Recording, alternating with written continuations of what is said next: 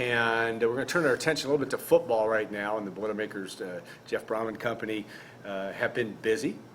One of the things yesterday, a couple of commitments, and in spots that has gotten a lot of attention. And I know Brian was busy with basketball, but also busy with this. But Tom, you know, you had a chance to talk to one of the head coaches. I'm trying to think of the head coach at Mooresville, right? So yeah, Jalen Allstott. Van de Vender. Right. Mooresville High School. 2021 commit. Right? 2021 commit. Going to be just a junior now. Will be a senior next year. Yeah. Big kid, 6'6", about 280. Mooresville had a good team last year. Allen lost to Evansville Memorial in the regionals, and the coach obviously had a lot of good things to say about Jalen. Still sort of a raw prospect. Hasn't played football for a real long time. Says he has good feet. He's athletic, and called him a diamond in the rough. Yeah. A kid, like you said, with a high ceiling. So probably going to be a tackle, at least the head coach thinks, at the next level. But again, off the field, sounds like a real nice kid as well. Sort of a soft-spoken kid who has a famous relative, we come to find out, right? Yeah, I was going to say, we need 23andMe to figure that out, because Mike Allstott, right, second cousin, and Anthony Spencer, which we still haven't figured out. Yeah, I asked the kid, texted with him a little bit yesterday, and he wasn't sure how he was related to Anthony Spencer. And I asked the head coach, did you know he was related to Mike Allstott? The head coach didn't even know it.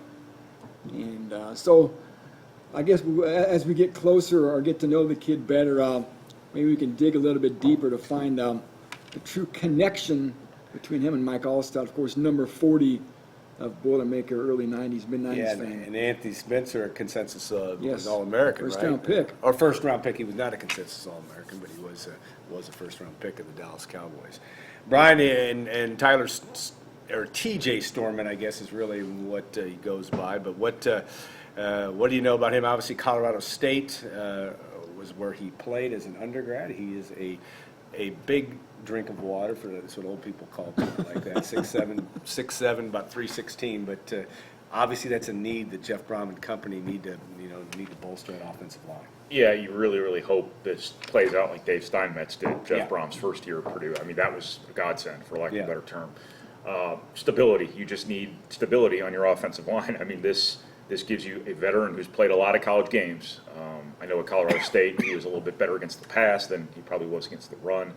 That's what Purdue needs. They need pass protection. They need that more than anything. Physicality, obviously he's got some size to him. But you just needed a veteran presence to come in there and, in a perfect world, start, play every game, play every snap, be rock solid like Dave Steinmetz was. At worst, bring in somebody for depth, bring in somebody to make your younger guys better, maybe take a little bit of pressure off of them. This gives you some flexibility. Yeah. Now perhaps some of these guys who played one position this year, now you can look at them and say, well, we have this guy at this position, we can move you here. Yeah. Maybe that's an upgrade over somebody else. Purdue just has to make the pieces fit the best they can this offseason, and they seem to have added a pretty good one here, at least from what we can tell based off what he's done in the past. Obviously, that doesn't always translate, Yeah. but typically it does. Are they done with graduate transfers? I don't know. Yeah. That's my They next have question. they have some other scholarship space available. Quarterback, they're in the quarterback market. They need to be in the linebacker market. They've remained in the cornerback market. So I just don't know where they are from a numbers perspective, but this would seem like a year or two where adding another graduate transfer offensive lineman even wouldn't be something that doesn't make any sense. It would make a lot of sense. Whether they can do that with their numbers, whether they can get the right guy, that I don't know. You want to make sure you get the right guy. Yeah, that's because what you gotta if you have. take a guy for a year who can't play, then it doesn't matter at all. So we'll kind of see where they go from here. But obviously, this was a guy they wanted. They wanted him for a very specific reason, and we'll kind of see how it plays out. Tom, you wrote a story yesterday about Jack Albers, too, Yeah. a quarterback, going to come in non-scholarship, if I'm understanding that correct. But talk about him a little bit and the fact that, again, Purdue, and this is not what we're talking about necessarily with at the quarterback position at the level, but still a guy that may be able to come in. What did you find out about him yesterday? Yeah, he's more of a dual threat guy, Allen, about 6'1", 185, and can throw it and obviously run it. If you look at his statistics, he's a guy, that can beat defenses in a number of ways. Comes from Dayton, was at Dayton for 2 years, grew up in Louisville, went to Jeff Brom's rival high school, St. X, Yeah. and didn't have any big FBS offers coming out of school, mostly Pioneer League offers. But he got to know the Broms through camps in Kentucky when he was younger, and hit the portal down at Dayton, and has some connections, like I said, to that family, and was looking for a new start. And he can come to West Lafayette. He will enroll for classes beginning Monday, and provide some depth at this point. Who knows? We saw Aiden O'Connell. Yeah. We saw Aiden O'Connell emerge from walk-on status, becoming a starter. I'm not saying this is going to happen with this kid, but if anything, he provides a quarterback room with another arm. And it's a quarterback room, as you guys know, that desperately needs a few more arms. Well, and again, even when we get to spring ball, Yep. we don't know whether Plummer will be back, and Exactly. that's a factor as well. So, in terms of that, talk about that quarterback position. I mean, in terms of, and I may start with Brian on the recruiting front. We know transfer portal could still be possible, and Malik Hornsby still out there. Possible, yeah. Possible. I mean, what do you try to get done here? I mean, you just need more talent back there or more ability back there. Well, on the Malik Hornsby front, obviously Arkansas came in with a new staff. They're recruiting every available kid Yeah. anywhere right now. Yeah. That's closer to home. It's the SEC. They have some existing ties with him to their staff. That might be a real threat. If Baylor keeps enough of its staff intact after Matt Rule left for the Carolina Panthers, that could still reasonably be a place he might look. I figured he'd go to Baylor before Rule left. I will see what impact that has. But Purdue, it'll be interesting to see how they handle this, because this would be a year where you could go get a good transfer quarterback. I don't know who that would be necessarily. But to get that guy, you have to go and say, hey, we're recruiting you to be our starter. Yeah. And that's a tough thing to do for Jeff. There is past precedent, not president, Yeah. precedent of Jeff Brom being in that situation and not wanting to say, I'm promising you this. That's probably the above board, honest way to approach things. It also sometimes doesn't get you players. Yeah. When you need a player. If he handles this differently this year and says, we're recruiting you to be our starter, obviously that might be what you have to do to get the right guy. But it does make sense to bring in one this year. It makes sense to do this, period. Yeah. Because when you look at the college football playoff right now, everybody's playing against their former quarterbacks. Ohio State had Joe Burrow until he went to LSU. Justin Fields was from Georgia before he went to Ohio State. Jalen Hurts at Oklahoma. I mean, this is the game nowadays. Student athletes are more empowered than ever to move around, quarterbacks especially. It's always been a position that's been pretty transfer heavy because they're ambitious guys. You can only put one at a time on the field typically. It might not be the worst thing in the world, too, for Purdue every couple of years if it finds itself at quarterback without an obvious guy to go into the portal and say, look, all right, that school handled all the girlfriend problems, all the homesickness up front. Yeah. Now he's a junior. He's really talented. Hey, here's an opportunity to come in here in a quarterback-friendly offense for an NFL coach with an NFL assistant coach, quarterback guys who can help put you in the league. David Blau is a starting quarterback in the NFL. I mean, he might not be beyond this season, but who a year ago would have ever said David Blau would be in the NFL, let alone starting games? Not a whole lot of us. Yeah. No. That's in part a credit to Jeff Brom, and that would make them a pretty attractive opportunity, I think, for some of these higher-end quarterbacks in the portal. Whether it's this year or down the line, it makes a lot of sense to do this. It does make some sense this year, too, but whether you can go get that transformative guy right now, I have no idea. Yeah. All right, some of the issues as we look ahead now, Purdue obviously will be doing some conditioning and getting ready for that for spring ball, which will start, we think, the last week of February. Yeah. Spring game probably on April the 4th. I don't know if that's been absolutely set in stone. What are some of the things you may watch for? I mean, not that we're going to be involved with necessarily with the workouts, but again, things that need to happen in the spring. If you're looking at Purdue football right now, what do you say? What do you want to get out of a spring practice? One that you may not have a quarterback, your number one quarterback there. You're going to have Aiden O'Connell certainly in there. But how do you look at that? I don't think we've had a show since the hiring of Bob Diaco, right? Yeah, right. So there you go. Yeah. I mean, that's going to be a huge one. New defensive coordinator, Bob Diaco, comes from one season at Louisiana Tech where he did a great job working for Skip Holtz. He's got a very impressive resume. Coached at Oklahoma, was at Nebraska, head coach at UConn, good long stint at Notre Dame where he was the Frank Broyles Award 2012. 2012 year. Right. Notre Dame Right. played for the national title. So again, here comes Diaco. We haven't had a chance to speak to Bob yet, but we're not positive what he's going to run. He's been more of a 3-4 guy in the past, but still plays a lot of 4-man fronts. I don't expect a radically different schematic defense than what Purdue's had overall, but there will be changes. So we all know that side of the ball has to improve. So we'll see what it looks like as that scheme begins to be installed. We talked about quarterbacks. The offensive line, which we started the segment off with, is huge as well.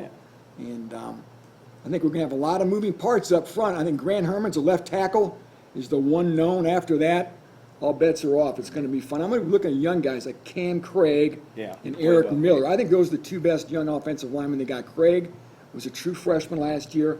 Miller was a redshirt. I think both those guys have a great chance to maybe crack that starting lineup. Yeah, it's going to be an interesting thing to watch when you look at that. Brian, and you wrote this week about on 2021 recruiting. Obviously, now Purdue with 2 commitments in that class already. But some of the storylines that you're going to be watching, obviously, Yanni Karloftis. Everybody talks about that on a daily basis sometimes around here. But what do you see in that class as at least where you stand right now? Everything seems to be moved up. I mean, it's just people are committing earlier, all these kind of things. How do you look at that? Yeah, well, I think Yanni Karloftis is the single most important recruit they've had in a class in a couple of years, probably since his brother. David Bell obviously was really important, but early in the process, you didn't go into that class thinking they got to get David Bell, man. Yeah. It'd be great if you did, but you didn't look at it like this is all lined up here, we got to get him. Obviously, Yanni Karloftis has extensive ties to Purdue. That is a position where they're still looking for that kind of breakthrough recruit. Yeah. It just makes so much sense. And it would mean so much to get him positionally, on all sorts of different fronts. I think he's critically important. I think bigger picture, you always want to get better at the line of scrimmage.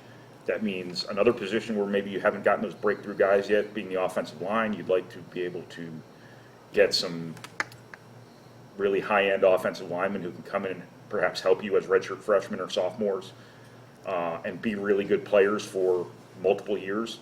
Obviously, Purdue has a really good defensive line on paper right now coming back next season, but that's not infinite. Those guys will not be in the program forever. Lorenzo Neal, Anthony Watts will be gone after next year, Derek Barnes as well. Obviously, George Karloftis, who knows how long he'll be in college. He's got a bright future ahead of him. Purdue's going to need to get some impact guys on the defensive line as well. So just kind of the line of scrimmage on top of Yanni Karloftis are the two things that really kind of jump out at me. Any idea, and I haven't really looked at it in terms of how many, in the numbers, of course, we got a little bit fooled this year because they ended up taking more than maybe we anticipated or people generally anticipated, looking at the size of the senior class. Yeah. What do you see? Is this a big class, small class, or? Well, I think college football nowadays is becoming kind of more of a year-to-year personnel management kind of thing, roster management kind of thing. I think you're going to get to, with the transfer portal being what it is, the empowerment of kids to move from one place to another pretty freely. Not that it's all that different now, it's just more mainstream, it's more prevalent. I think you're going to see most classes get up to that kind of 25-man limit more often than not. I'd always expect a 25-man class, probably from here on out. I don't know how many seniors they have. To be honest with you, we waste our time when we count those things up because everything changes. Coaches know their numbers better than we ever could. So I would always just assume they're going to get well north of 20 with every class. Not just Purdue, but pretty much everyone. Yeah, and that's going to be a thing. Recruiting is a 365-day a year type event. So that is something that we're going to be watching as we continue to look ahead to the spring, et cetera. All right, what else on the football front, news-wise? We have obviously a national championship game, and just because we've talked about the transfer portal and also all the things all the moving pieces in college football. Clemson, LSU, and I'm going to let you first give a comment because I watched them both play in the last one, but I'm not sure who's going to win this game. Yeah, it'll be tough. You got to like LSU, the mojo they've got with Ed Orgeron, obviously Joe Burrow, the Heisman Trophy winner. Looks like a special year. Clemson could have easily lost its game, but LSU's dominated about everybody they played, so we have to like the Bayou Bengals' chances to bring home the national title, which would be what? They're third in about the last 15, 20 years. I know Les Miles won one, That's right. and of course Nick Saban won one back in 2003. So Yeah. looks like it's the year of the old Bayou Bengals in Baton Rouge. I like LSU for no great reason other than I just feel like it's kind of their year. I mean, they've been so good all year long. Obviously, Burrow's been so good. Not to say Trevor Lawrence hasn't been, but it just feels like LSU's year to me. I watched probably more of the Ohio State or Clemson game. Trevor Lawrence was just, surprised me at his, because I don't watch him every week, his athleticism. A hard guy, and I'm not saying you guys are betting against him, so to speak, but that's still a pretty good defense, and it is going to be an interesting chess game. Everybody's talking about Brad Venables versus Joe Burrow, but it's probably not quite that simple. It will be an interesting game, I think, and it should be a close one. So, any other games you want to forecast here while we're here? So, Who else is playing? Well, you got the FCS. how about 10 inches of snow in Green Bay? What do I go You got ahead? what the FCS championship, Which is which is James Madison against North Dakota State. Of course, James Madison is where Kyle Adams, Right, West Lafayette's going, that's right. He's going to play quarterback, one of the better FCS programs in the nation. So, North Dakota State's been a staple in that. after that, we'll have our All-Star games, and Bryson Hopkins, of course, is a guy to watch at the Senior Bowl. Yeah. And later this month, too, I remember talking to him as in the Combine invites come out. Yeah. So it will be interesting to see. I'm sure Hopkins will get one, but if anybody else from Purdue can work their way down to Indianapolis with an invite. Yeah, it's going to be an interesting storyline to watch as January turns to February and we get ramped back up with football. So we're going to take a 2-minute break and bring in Jason Biedekofer. We'll look forward to doing that. Stay tuned for our final segment of Gold and Black Live.